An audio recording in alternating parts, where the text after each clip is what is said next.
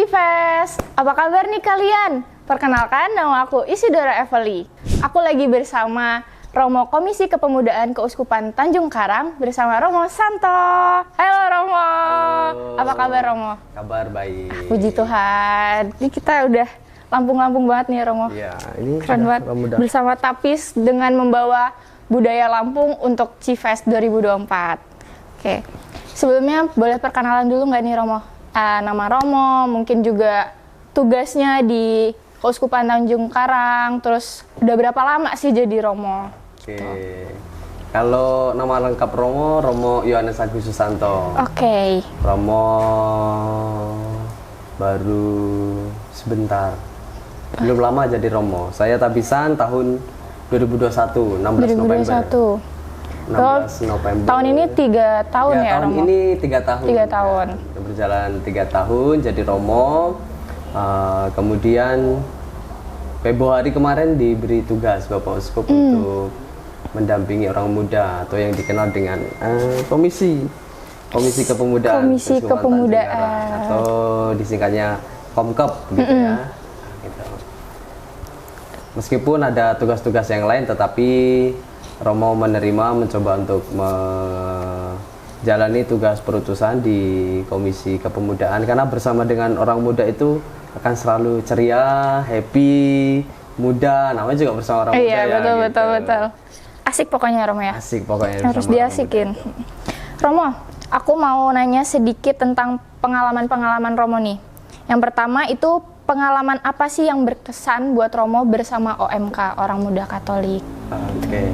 Ini sebelum Romo jadi masuk di seminari atau?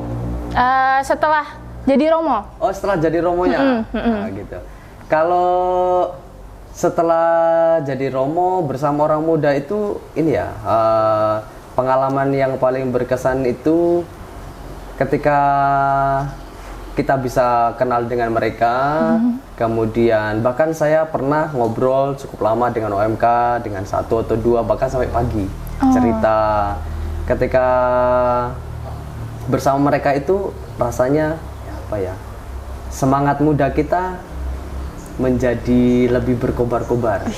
Karena orang muda itu kan semangatnya berkobar-kobar. Betul. Gitu, semangatnya berkobar-kobar.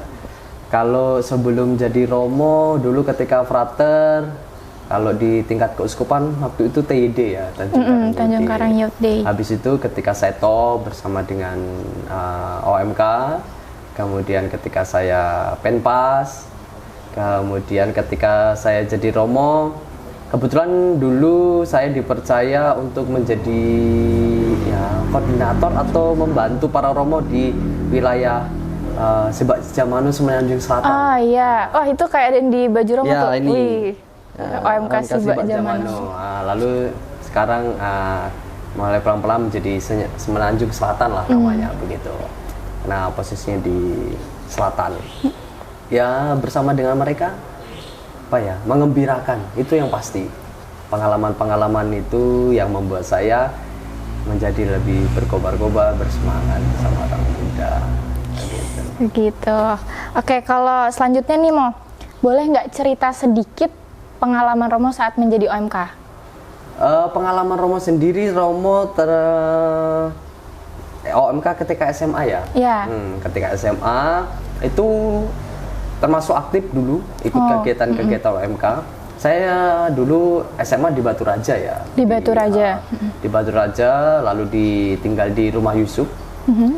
Sehingga kegiatan OMK sebenarnya cukup terbatas karena di panti asuhan ya, di asrama. Kemudian sesudah itu Romo ke seminari. Aktivitas dengan orang muda memang tidak begitu banyak, tetapi kumpulnya selalu dengan orang-orang muda. Ya, karena teman-temannya kan muda semua ya, begitu. Lalu ketika terlibat secara langsung ketika Romo top. Ya, Romo dulu top di unit pastoral Santo Yohanes Don Bosco Rumbia. Oh, di Rumbia jauh ya Romo ya? Ya, waktu itu Romo top di sana, kemudian ya berdinamika dengan orang muda. Nah, yang biasanya orang muda itu takut ya kalau main ke pastoran. Iya, gitu. betul. Waktu Romo di sana nggak ada, ya akhirnya mereka datang lah ke pastoran. bahkan kadang nginep Iya. restoran, main, ngobrol dengan romo-romo dan sebagainya, kegiatan bersama. Itu pengalaman romo bersama mereka, meskipun awalnya bukan sesuatu yang mudah ya untuk mendekati orang muda, apalagi katakanlah romo waktu itu frater ya. Ya, dengan pengalaman romo di seminari yang tidak langsung kenal dengan orang muda, hanya sebatas teori, kemudian ketemu langsung dengan mereka, dengan karakter mereka berbeda-beda, usia mereka yang berbeda-beda, untuk benar-benar mengenal mereka dengan baik sehingga menjadi sahabat. Itu bukan perkara yang mudah, sehingga perlu pengenalan, dan tetapi ketika sudah kenal itu akan kita seperti sahabat. Enjoy mereka, banget ya, enjoy Romo. begitu. Mereka enjoy ketemu dengan kita, mereka tidak takut datang ke pastoran. Kalau OMK takut datang ke pastoran itu mungkin menjadi bahan pertanyaan. Iya. Pasti ada sesuatu. Apakah OMK-nya malas ke pastoran, ketemu romonya, atau memang romonya menakutkan? Iya, begitu. bener. Ya, tapi rata-rata romo sekarang udah mulai enjoy Ya, sama OMK. tapi tidak ada satupun romo yang menakutkan. Romo Iya. itu selalu terbuka dengan orang Betul. muda, begitu ya. Betul. Oke. Sudah cukup, Romo? Mungkin itu ya, Oke. pengalaman bersama orang muda. Oke, selanjutnya nih aku mau nanya tentang menurut Romo atau pandangan-pandangan Romo. Itu yang pertama, peran orang muda Katolik di gereja. Kalau Peran-perannya. berbicara peran ya, kalau berbicara peran, Paus Fransiskus dalam dokumennya terakhir, Kristus Hidup, Kristus Vivit, itu di sana dikatakan orang muda ketika ke gereja janganlah di balkon, begitulah kurang lebih demikian. Jangan hanya melihat dari balkon. Paus mengajak orang muda untuk terlibat aktif. Sebenarnya banyak bidang-bidang yang bisa digeluti oleh OMK, bidang-bidang pelayanan yang bisa dilakukan oleh OMK di gereja itu sendiri, baik itu menjadi pemazmur, menjadi lektor, mungkin yang usia 13 sampai 15-16 ya, SMP SMA, mereka bisa menjadi misdinar, ya. Mungkin yang sudah tingkatannya di atas SMA, mereka bisa mendampingi adik-adik misdinarnya, begitu. Lalu mengajar sekolah minggu atau minggu gembira lah, begitu ya, bisa mengajar itu, membantu parkir. Betul. Juga bisa.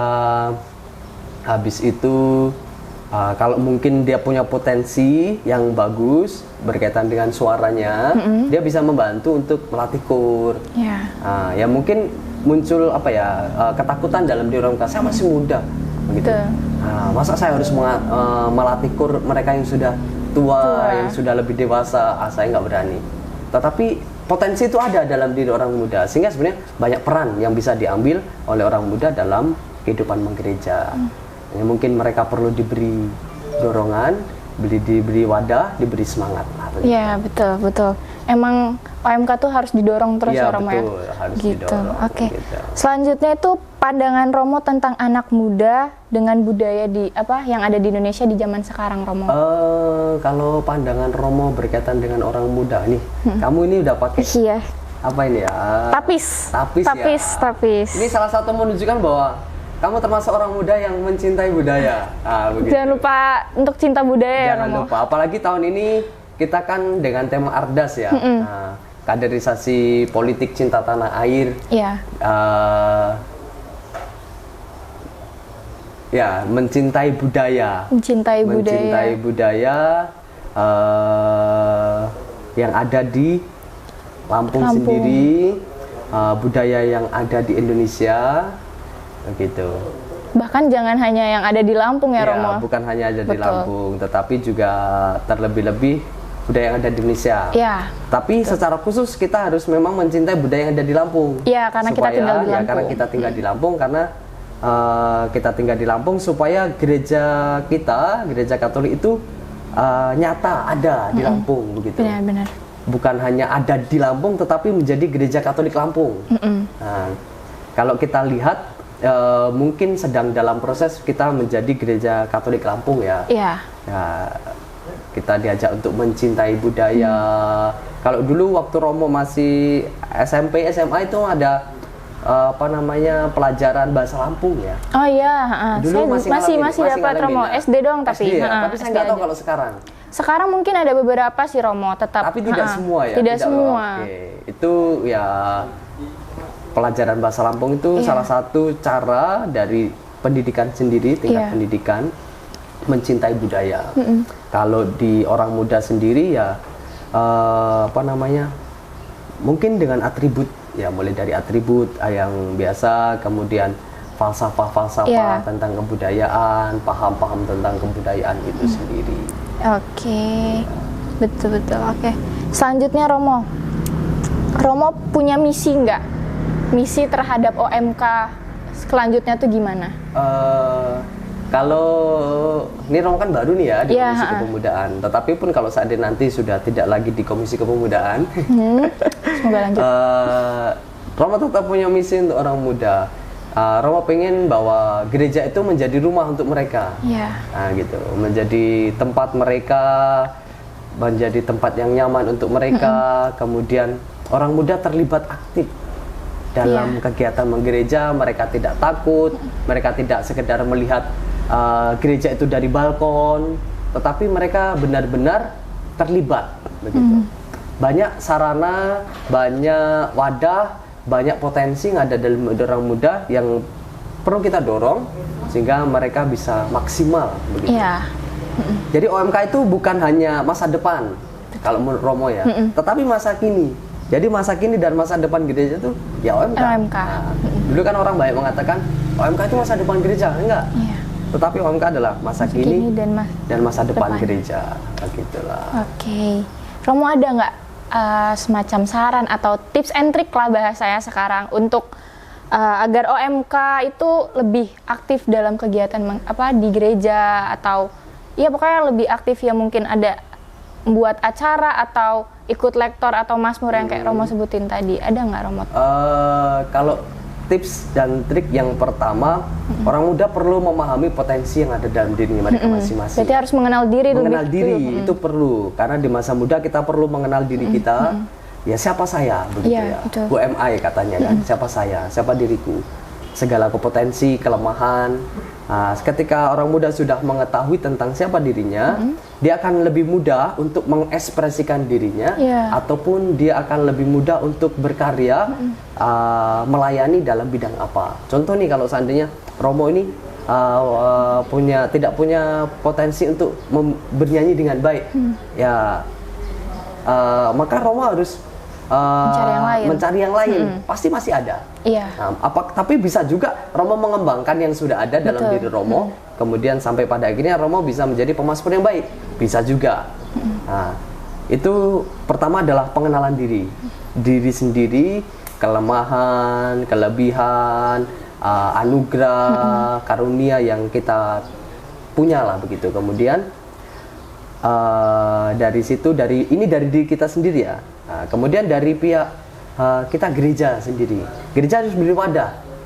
Beri wadah salah satunya adalah memberi kepercayaan kepada orang muda. Meskipun ada kesan orang muda ini nggak bisa nih dipercaya. Kita harus memberi ruang kepada mereka, kita beri kepercayaan kepada mereka.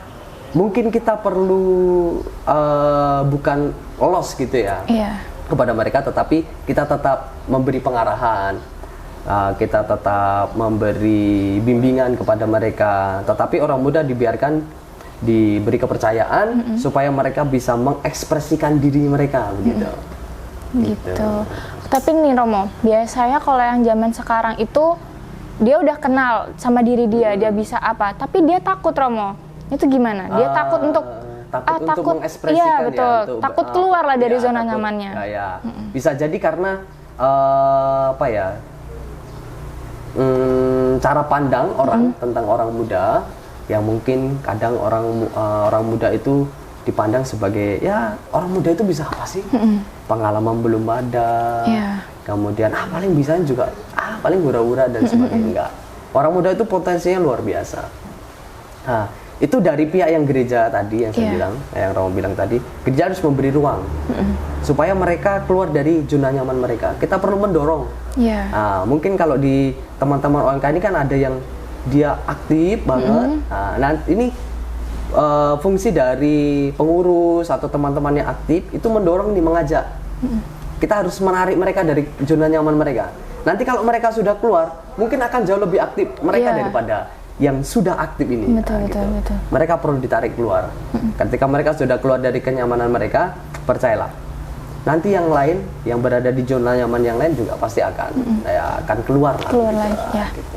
Tapi ini Romo juga ada satu problem nih. Misal anak OMK baru mau join lah ke OMK.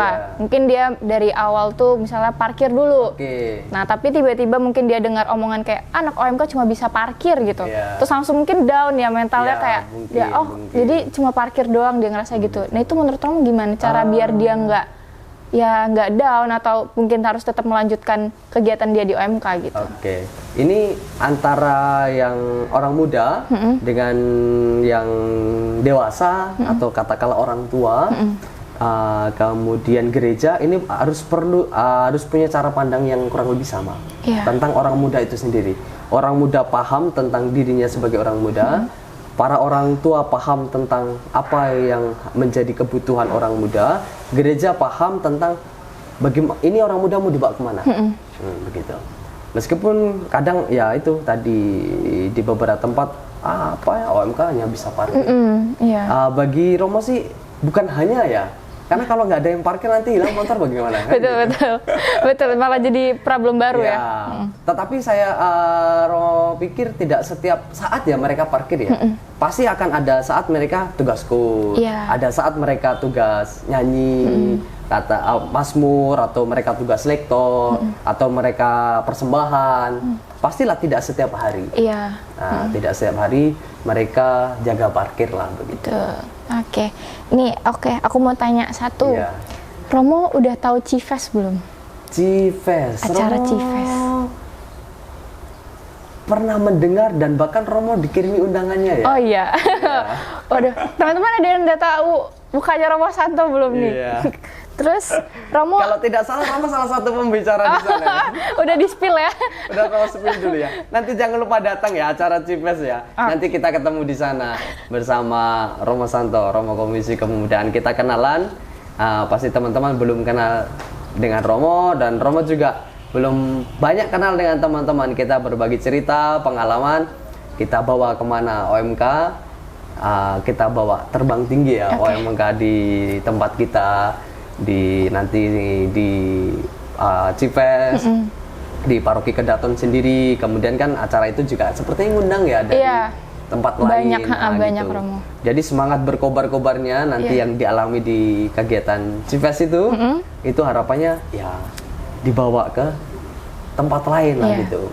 Karena OMK itu hidup itu bukan karena Romo, bukan karena pendamping, tetapi karena orang muda itu sendiri.